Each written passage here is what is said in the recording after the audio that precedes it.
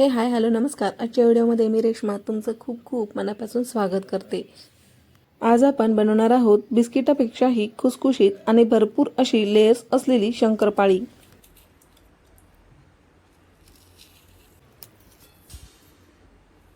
तर गौरी गणपती किंवा दिवाळीला तुम्ही या शंकरपाळ्या महिनाभर छान खुसखुशीत राहणारी शंकरपाळी नक्की करू शकता. मी दाखवल्याप्रमाणे 100% खात्रीने सांगते की बिस्किटापेक्षाही खूप छान खुसखुशीत आपली ही शंकरपाळी बनवून तयार होते. आता शंकरपाळी बनवण्यासाठी मी एका भांड्यामध्ये 1 वाटी इतकं दूध घेतलं आहे. हे दूध घेताना गरम फ्रीजमधील थंड किंवा रूम टेम्परेचर असलं तरीही चालेल. ज्या वाटीने तुम्ही दूध घेतलं आहे त्याच सारख्या वाटीने 1 वाटी आपल्याला साखर घालायची आहे. आता ही साखर आपल्याला संपूर्ण सतत ढवळत फक्त विरघळून घ्यायची आहे. आता हे दूध साखरेचं जे मिश्रण आहे ते आपल्याला अजिबात आटवायचं नाही. आता दुधातील साखर व्यवस्थित विरघळल्यानंतर आपल्याला यामध्ये वितळलेलं तूप घालून घ्यायचं आहे. तर तुम्ही पाहू शकता यातील साखर व्यवस्थित छान अशी विरघळली गेलेली आहे. आता मी यामध्ये वितळून घेतलेलं साजूक तूप घालून घेत आहे. आता तूप घातल्यानंतर मी इथे गॅसची फ्लेम बंद करून घेतली आहे.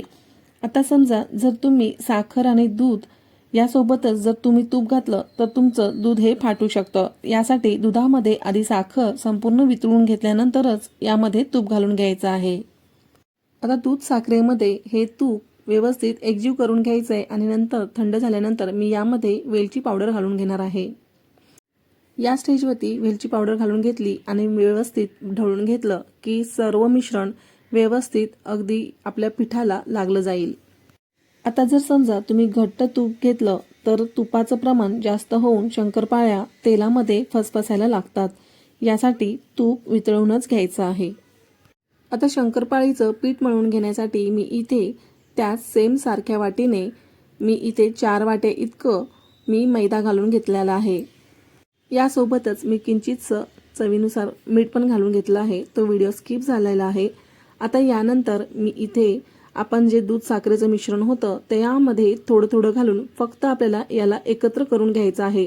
याला जास्त दाबून आपल्याला पीठ मळून घ्यायचं नाही. म्हणजे आपण जसं चपातीचं पीठ मळतो तसं आपल्याला याला दाबून असं पीठ मळून घ्यायचं नाही. अगदी हलक्या हाताने याचा फक्त गोळा करून घ्यायचा आहे. हे शंकरपाळीचं पीठ अगदीच आपल्याला घट्ट किंवा जास्तच असं आपल्याला पातळ मळायचं नाही. जर तुम्ही मऊसूद असं पीठ मळून घेतलं तर आपल्या या शंकरपाळीला पदर असं अजिबात सुटणार नाही. यासाठी मी दाखवल्याप्रमाणे हलक्या हाताने हे पीठ एकत्र करून फक्त मळून घ्यायचं आहे. आता मी हे लगेचच शंकरपाळ्या करायला घेणार आहे. यासाठी मी गोळा करताना अजिबात जास्त दाब न देता मी हलक्या हाताने हे गोळे बनवून घेतलेले आहेत. आता मी इथे एक गोळा घेऊन या प्रकारे लाटी बनवून घेतली आहे. आता लाटी बनवून झाल्यानंतर मी या लाटीला चौकोनी असा आकार देऊन घेणार आहे.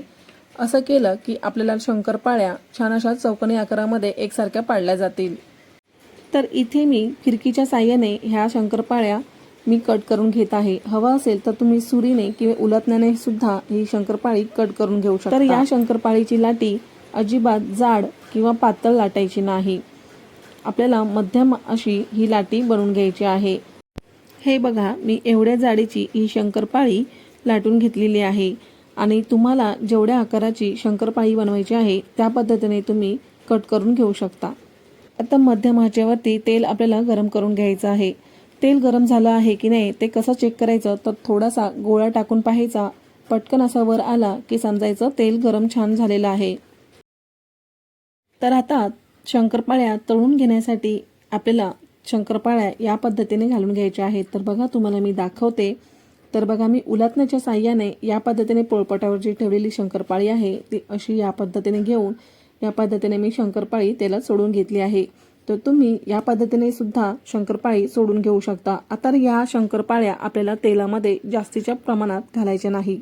शंकरपाळ्या जर जास्त तुम्ही घातल्यात तर शंकरपाळी हवी तशी फुलणार नाही. तर शंकरपाळी तेलात घालताच लगेचच हलवण्याची घाई अजिबात करायची नाही. असं केल्याने तुमची शंकरपाळी तेलामध्ये फसफसू शकते. 1 मिनिटानंतरच आपल्याला या शंकरपाळीला हलवायचं आहे. नंतरच चमच्याच्या साहाय्याने तुम्ही या पद्धतीने सतत हलवत राहायचं आहे. असं केलं की सर्व शंकरपाळी एकसारखी तळली जातील. तर इथे मी फक्त गोल्डन रंग येईपर्यंत ही शंकरपाळी तळून घेणार आहे. यापेक्षा डार्क रंगावर शंकरपाळी अजिबात तळायची नाही, नाहीतर शंकरपाळीला काळपट रंग असा दिसू लागतो. यासाठी हलकासा गोल्डन रंगावर ती शंकरपाळी तळून घ्या. तर आता मी तुम्हाला दुसरी पद्धत पण शंकरपाळी तेलामध्ये कशी सोडायची तेही दाखवणार आहे. तर तुम्ही पाहू शकता आपल्या या शंकरपाळीला छान असा गोल्डन रंग आलेला आहे. आता दुसरी पद्धत म्हणजे मी झाऱ्यामध्ये सर्व शंकरपाळ्या या पद्धतीने सोडून घेतलेल्या आहेत. आता अशीही एकावर एक शंकरपाळी पडली तरीही तेलामध्ये त्या व्यवस्थित मोकळ्या होतात. यासाठी अजिबात याला झारा किंवा चमचा लावायची गरज नाही.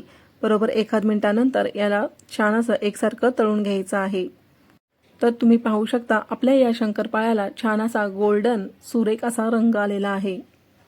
आता मी सर्व शंकरपाळ्या अशाच या प्रकारे तळून घेणार आहे.